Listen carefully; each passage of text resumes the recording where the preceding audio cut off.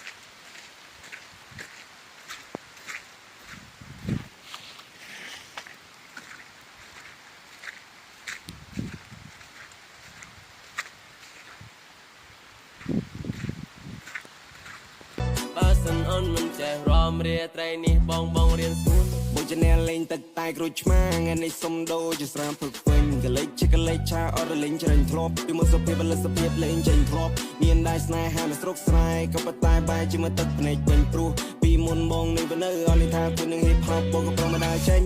បងអListening to DJ Shiny Remix